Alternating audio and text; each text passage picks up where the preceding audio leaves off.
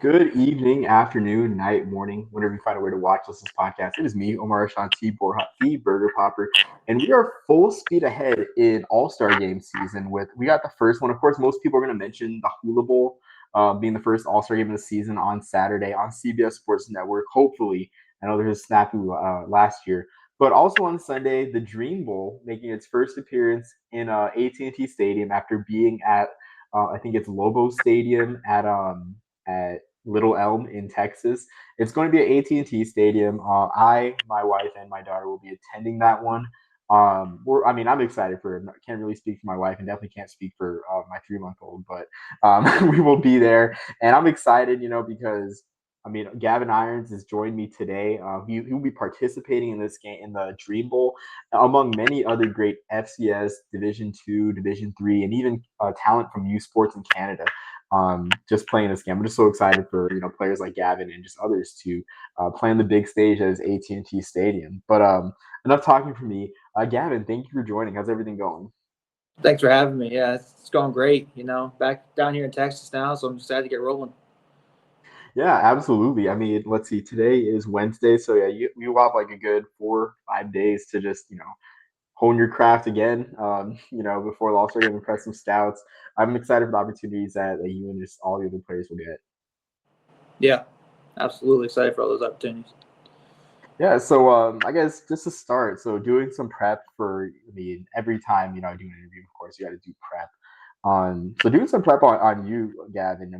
Your story is just very interesting because uh, I look you up, right, and the first page that comes up is your Marion page, and of course we know you played at St. Francis. That's what it says in the graphic, but your Marion page says previous school was Clemson, and then looking, I couldn't find any information about you at Clemson, and then come to find out before we talked that you actually didn't play at Clemson. You're just a student for 3 years, and then you go from in just the span of a couple of years from not playing at Clemson to playing at your final game at AT&T Stadium. It's just a great story. It's a wonderful story, and I think it deserves more attention. And it just shows how great some of these All-Star games are. So yeah, just can you just tell me more about your story? I just want everyone to hear it and just to do just for you to do it justice. Yeah, so high school, we had COVID during my senior year. So coming out of high school, I didn't really know what I was going to do. Took a chance to try and walk into Clemson, and things just ended up working out. Sat there, I was a student for 3 years, which was honestly thinking as coming out as a football player. It was kind of a cool experience being able to be a student for 3 years, but I knew I wanted to keep playing football. So starting my sophomore year, I started trying to get attention, try and just get back into playing. Got some interest, didn't get a lot of solid interest though. But it was really my junior year that I started working with game plan recruiting, started working with some coaches I've worked with in the past, and really got some good interest in the NAIA level, and ended up taking an opportunity with Marion. Played with them last year, which was a great experience. Wouldn't trade it for the world. NAIA is really something I think a lot of guys don't get the experience, and being able to experience that was really cool. But and then after Marion, I knew I only had 1 year of eligibility left at the D1 level, and I wanted to take my shot at that and bet on myself. Left Marion, and which was scary at the time, but being able to leave and then get an offer at St. Francis was kind of a dream come true to play D1 football. And here I am playing the Dream Bowl. So it's really, really cool. Yeah, absolutely. Cool is an understatement, honestly. I definitely feel like the itch to play, like playing high school football. And I really commend and admire you for just picking it back up and just never giving up and just playing again. Because nothing beats honestly just playing the game. It's just wonderful. I'm just happy that you're just able to. I don't know if closure is the right word, but just be able to still finish your career on your own terms. Yeah, the trip I had to get here was unique, and I think I'm a better person from it. So just I'm excited to be where I'm at today, and very, very thankful for everyone who helped me along the way, and just being able to be here. Yeah, absolutely. And so I guess just going on like more about your story and your career. So you're the first long snapper I want to say that we've ever had, or that I or my co-host Jackson have had on the podcast ever before. So, I mean, first, I just want to ask, like, when did you start long snapping and why, I guess? Yeah, so I started in seventh grade. At the time, I was going to Maplewood High School over in Pennsylvania, but I just rose my hands. You know, they were looking for a long snapper. I was a center at the time, so I'm like, I can snap a ball. I can add a few yards to that and snap it further. But yeah, I started in seventh grade, learning off of Cole's competition film on YouTube, and Cole's is like a like a kicking playing snapping organization, and they post their competition film. So I learned off of that, and just kind of skyrocketed from there. I didn't know Coles had a long snapping competition. That's something Yeah, that's really fascinating. it's not like the company Cole's, but it's like a guy Jamie Cole who's a Oh. run. Sorry, I probably could specify that. Yeah, his last name's Cole, so I Cole. apologize. Yeah, But yeah, I mean that's just great. On I feel like I don't know, just from playing Madden in the past, honestly, I guess like most people's knowledge of long snappers comes from Madden, and like they see like tight end attached to a lot of long snappers position in Madden. So it's just fascinating to see that someone transitioned from center and just like you said added a few yards to it, and then just went with it, and here you are now. yeah. Add a few yards, add another hand to the ball, and it's like the same. Figure it out. You make it sound much easier than it is, honestly, because I can't imagine like just even doing Oh, that. it took a long time to get used to it because I know that first year I struggled a lot, but it took a lot of like just working in my backyard, snapping to my siblings actually in the backyard to learn how to actually long snap and figure it out. Were they patient with you in figuring it out? Your siblings, or were you the oldest sibling? Yeah, I'm the oldest in my family. I have A four other little bit of siblings, bullying. maybe a little bit, but no, they helped me a lot. So I wouldn't be here without my family. So That's I great. did, That's very very heartwarming, very wholesome. I mean, yeah. well, I love hearing that. So I guess just like continuing with long snapping, like what's the most fun part of long snapping? I like the tackling part. That is my favorite part. You know, I think, played 2 years. I got 10 tackles total. I got 6 this past season. And I stand by tackling is the best part of long snapping because you just get to run full head of steam after. I mean, whether you're blocking or if you're just releasing, you get to run full head of steam downfield and try to take out the returner. Hopefully, not harm them, but take them out. And that's always fun to me.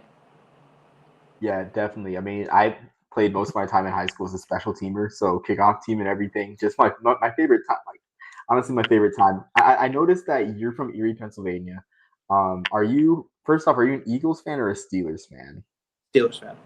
Okay, never mind. Okay, because I was gonna ask you about Invincible, if like that was some sort of motivation, like going into you being a long snapper. Sorry, who'd you say? Oh, Invincible with the Oh, movie with Mark Wahlberg. no. I just don't even think I've seen the movie, unfortunately, Oh but wow, I'm not much of a movie guy, especially not like a sports movie guy. I don't know. interesting. Yeah, I like to do things. So I'm more of like a play video games. So like I'll go play Madden or something. That's really what got me into football. I was more playing Madden than my dad, but that in playing football since I was 7. But yeah, that was more my inspiration was Madden and playing football at a young age. Interesting. Yeah. I mean, I don't think I'm as much a movie guy now. I just like everything is like everything I consume. My free time is pretty much sports. Like so I'm not as much a movie guy. But yeah, that's understandable. Just the path and just doing stuff honestly because it's more fun to do than to watch honestly. Yeah. So going on to I guess the most like we talked about the most fun part of long snapping. Like, what's the most difficult part of long snapping? Transition. So as a long snapper, you go to like some of these younger camps. I mean, I don't want to pick on like camps at all, but some of these like high school camps. I mean, the whole point is you just snap the ball and they time it, and that's kind of what they go after. But I think the hardest part is definitely going from snapping to whatever you're going to do afterwards. Because some guys take too long transitioning from, let's say, snapping to running, in this case, that they don't get down the field fast enough or they try to go too fast. So the transition from actually finishing your snap to being able to then do something else after the snap, it as a long snapper, it's called what you do after your snap. But that's probably the hardest part because if you don't finish your snap or if you take too long, it can really affect the play. Especially if you try to go too fast, because then that ball is not controlled and you have no idea where that ball's going. Oh So wow, Cool. Yeah, sorry to interrupt. Yeah. As a snapper, I mean, that's the one thing that took me the longest, was just understanding that you need to take the time to finish the snap before getting out. So I definitely say that's probably the hardest part. Wow, that's something I would have never guessed. Because I tend to think that the faster the punt snap is, like the better, just to prevent punt blocks. But that's really interesting too. The point about accuracy. I mean, just a snap going all over the place if it's too fast. Yeah, not necessarily the snap itself, but like as a snapper, like actually like finishing a snap. So when I say finish a snap, I mean actually like finishing with my hands. So if you don't finish with your hands properly, you don't have control over that football, and you can go. I mean, it can go anywhere because you have no control over it. So when you're transitioning from, like, let's say snapping to running, if you don't finish your snap first, whatever you do after snap doesn't matter because you don't know where the ball went. But so that's probably one of the hardest concepts to learn as like a young snapper, is just understanding that you need to finish your snap first. That whatever comes after, that's number two. Is like kind of setting up a priority almost of what you need to do next. Wow, yeah, I'm learning so much right now because you doing the motion, the follow through, it makes me think of shooting a basketball. That's something I would have Yeah. never associated with long snapping. Mm-hmm. Yeah, that's actually good. That's actually a good key with that, because like it's like, you finish, you got to finish up here like this with the basketball. It's the same thing. You want to finish with your hands out like this, just to make sure that ball is going straight. So yeah. That's amazing. I would have never known, honestly. But it's just great. It just shows like I'm really loving this interview. It just shows like the art of just an overlooked position because when I was talking about this interview with AJ of NEC Blitz, which I'm sure you're familiar with AJ of NEC Blitz, my good friend. He just mentioned poor long snappers. Like no one talks about them, but when they mess up, everyone talks about them. So but what goes into the precision and like what actually leads to a mess up? It's just been fascinating already, just like hearing you speak about that. Mm-hmm. My snapping coach, Kyle Settler, special teams U, he has a saying: "Is actually go unnoticed." Yeah, that's like the key of a long snapper right there. You kind of want to go unnoticed, because if people know you, that means you messed up. So our whole goal as a long snapper is just to go unnoticed and just stay under the radar, do our job, and do it right. I've heard the term ultimate gray man for long snapping, and I feel like it's very fitting. Mm-hmm. Yeah, you just don't want Definitely. No other way to describe it, really. Yeah. So another question that I have is, I guess, do you have any long snappers that you emulate? That's always a question I ask players of different positions when we have them on the podcast. Like, 'cause a lot of players, like a pass rusher, will emulate whatever pass rusher they grew up watching. But like, do you have any long snappers you emulate or like watch film of, or is it just you, Gavin Irons, doing Gavin Irons' thing? It's a little bit of both. So when I was learning, I was definitely watching. I told you I was watching like the Coles competition film. I was watching NFL long snappers whenever their film would be on YouTube. I'd watch that.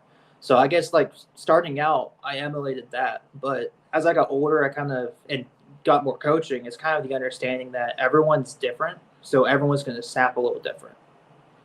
So, I mean, growing up, I'm watching NFL snappers and trying to snap like them, but you got to realize at some point that you're not built the same way, because long snapping uses every part of your body when you snap, from your core to your arms, your legs. So your timing is always going to be a little different. Your arms are going to take a little longer to snap sometimes, if they're a little longer, however it is. So yeah, I'd say definitely early on, I'm emulating about any snapper I could find film on YouTube. But nowadays, it's more the Gavin Irons show in that respect, as I'm looking to kind of perfect how my body snaps and snap to be efficient for myself. I mean, I really like that, like the Gavin Irons show, where every snap is a work of art, essentially. I mean, a work of art in, like you said, going unnoticed, if you will. Mm-hmm. So that's really intriguing to hear. And I figured there would be some sort of like your own style with like long snapping because, I mean, it's something so basic, but just so much goes into it. Like you said, I mean, that I'm learning, just like your whole body goes into it because I see the brief I guess glimpses I've seen of long snappers just on TV broadcasts is just like with the arms, like they look, and I'm like, okay, like it's interesting. But I always wonder what goes into it. Yeah, I think the average snap is about 0.7 seconds. I'd say across all levels, average snap is about 0.7 seconds. So you think that the amount of time that like snappers put into actually like learning how to snap, understanding it's a lot longer than 0.7 seconds, even though their actual play time of their job is just that amount of time. So it's yeah, there's a lot to it when it comes to snapping. Just knowing the footwork when you're blocking or running, knowing how to finish your hands, timing of like when your legs go, when you want to tighten your core, tuck your head. There's a lot to it for it to just be a quick play like that. Yeah, absolutely. They say football's a game of inches. I mean, you're proving it's a game of milliseconds as well. Just with the 0.7, like you said, for the average snap. Yeah, because you go any slower, you're getting that ball blocked. So it's a touchy thing. Yeah, I mean, so I've heard in the little that I've heard from evaluating long snappers, because I always wondered, and I asked someone, they did mention timing was almost everything, not everything, but a huge part of it. So it's very intriguing to hear. So going on to your career at St. Francis, first I want to ask, what was the most memorable part of your career at St. Francis? And for that matter, what's your most memorable moment at Marion? Excuse me. Yeah. Start with the St. Francis one because I think that's the most relevant in my mind. I might have to think about the Marion one for a bit, but St. Francis, I gotta go back to those practices with our unit. That special teams unit was really, really special. The guys, we're always over there just hanging out during practice. I mean, obviously working on our stuff, kicking, punt, snapping. We're still doing that, but it's just that group was really, really special. So a lot of the memories I have from this past season is just being with those guys and like whether it's in the hotel rooms or we're at practice, eat breakfast and game days, like just being together. That unit was special, and I think I'm gonna hold those memories for the rest of my life. I mean, wow, I was expecting like a certain game, like I thought you were gonna say like playing against Louisiana Monroe since I was at FBS school, but that's I love that, honestly. Like, football being the ultimate team sport, just hearing that, it's very heartwarming, for lack of a better term. Yeah. So going on back to Marion, it'd probably be my first game there.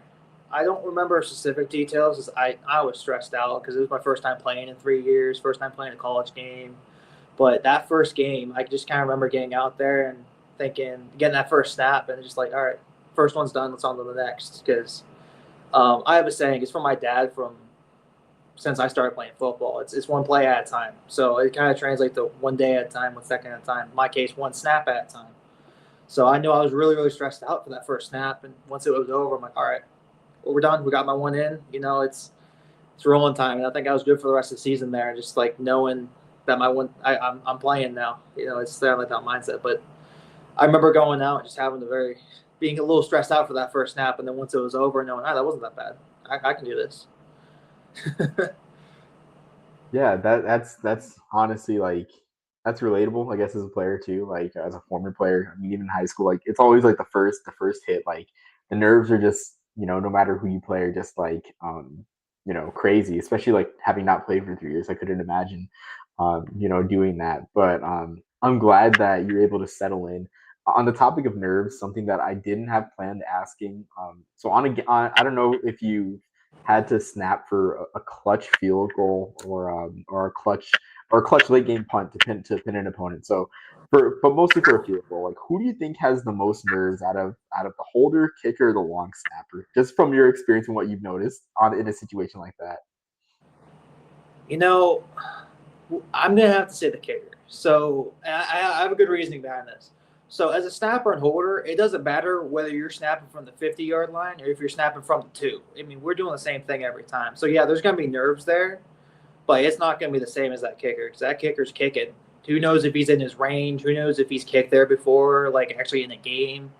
So I feel with kickers, man. Like the Tyler Loop who just went through this and those game-winning drives. I feel for kickers who miss that kick, but I definitely think that they're probably the most stressful in these situations because they got to deal with a lot. Crowd noise, all that. I mean, I'm throwing the same ball. I throw 8 yards on a short snap, so that 8 yards is not going to change no matter where I'm snapping. I'm throwing the same ball, but the kicker, he's got kicked differently every single time. Left hash, right hash, whether he's on the 50 or the 25. I think the kicker's definitely got the most stressful job in those types of situations. Wow. I mean, that's something I didn't think of. The job of, I guess, of long snapping is being the same, no matter like where you're at in the field, at least for a field goal or for a punt. But that's really good analysis. I mean, I don't think I expected that answer, to be honest with you. I thought you were gonna say you felt all the pressure.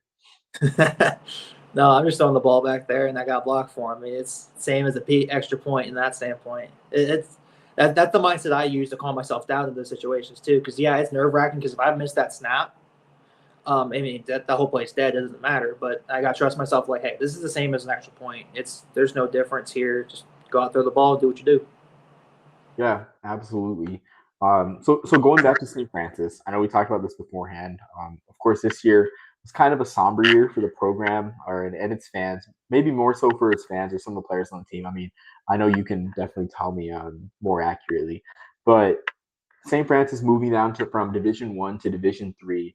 I guess what is it like? What was it like this year, and what does it mean for you to just play in this game at AT&T Stadium? Sort of like one last hurrah in big time college football for St. Francis before they drop down to Division 3. I'm honored to do it. I think there's a lot of guys that could have had the opportunity on that team, whether they're younger, going to have the opportunity or what they're doing. But I'm honored to be the guy that gets to be here and play in this game for them. I know my special teams units. A lot of those guys are graduating out of there, but I know I'm honored to be the guy that's going out and doing it. Um, yeah, it's just an interesting situation. I don't think there's been a lot of teams in recent history that have had going from D1 to D3. So it's a transition period, but I think St. Francis is definitely going to still be St. Francis football, and they're going to come out. It's what St. Francis does. I think that's very well said, honestly, and I can imagine the pride that you have in taking the banner, the mantle of St. Francis out there in Loretto, Pennsylvania, to AT&T Stadium. Host of site of a Super Bowl, probably one of the most famous stadiums in America. Yeah, it's going to be fun, and I'm excited to do it. It's looking forward to it. So I have a couple more questions, before we sign off. So how did the Dream Bowl process work? Like, how were you invited to the game, or like when did you find out you were playing in the Dream Bowl or invited to the Dream Bowl? Yeah, I don't remember the exact week, but I know we were still in season. I ended up getting a message on Instagram, actually, from one of the guys running the Dream Bowl, Mr. Stuller, I believe his last name is pronounced. He messaged me. He's like, "Hey, I want to invite you to the Dream Bowl." It gave me all the information, and I think I accepted pretty much the same day. But yeah, it was really just an Instagram DM and getting that all sorted out through Instagram, which was awesome and exciting to be. I mean, it was having the bowl game was not really on my radar, especially knowing doing my history and all that. So I was really excited. Yeah, I could imagine. Like honestly, like I'm not surprised that you accepted it in the same day because why wouldn't you? It's a chance to play more football in an NFL stadium. So I'm excited for you. Thank you. Yeah. It's, Uh, so, oh, I'm sorry. no, you're good. This is you said the more football, and I think that's kind of what's been driving me the past 2, 3, 4 years. I've been trying to keep playing is just more football because I miss the sport. So football is just fun. Yeah, absolutely. I think that's probably the most relatable quote of this whole thing. Football's fun, simply put, and very just very accurate. So my last question I have, just looking, I've been tracking the roster the whole time because of course, like I love All Star games. I can't even count off the top of my head how many of these I've gone to. I know I've gone to the Hula, the Shrine, NFLPA Bowl back when that was a thing. And I think this is like my fifth different All Star game, six. I don't know. I've lost count. But I was looking at the roster. Have you had a chance to look at the roster and look at some of the names that are here? Like you got guys like Cade McNamara, a college football playoff starter, Zach Calzada, the guy who beat Alabama. And then you just got other guys that have played like, I hate to narrow like the definition of big time football to FBS guys, but you just got guys that had amazing seasons throughout all divisions of football, and guys that played in bowl games. Like, are you kind of, I guess not maybe not starstruck, but maybe on cloud 9, just like being able to share the field, with some of these guys. Yeah, I mean, it's I think it's to me it's getting probably the same feeling going out there at ULM that first game, just like knowing that like, hey, I'm playing an FBS team. Like this is awesome. You know, I'm playing with a whole bunch of guys from across all levels. You know, I'm even playing with a guy from Marion. He's gonna be on my team, Ben Uran. So I'm ecstatic about that too. But you know, it's just playing with all these guys, different levels, playing with guys, FBS, like all these big teams. It's gonna be fun. You know, end of the day, it's gonna be a great time, great experience. Hopefully, we can all go out there and play really well and show what we can do across the board. Yeah, absolutely. Like, I mean, I just love. I mean, I gravitate more towards the small schools. And who I cover. I guess small is kind of misnomer, but just like FCS and below, like I gravitate towards those schools. Generally in all-star games, and it's just great just seeing all these guys like play. Also too, just coming from military background, I'm excited for the Air Force guy that's playing, Dylan Carson.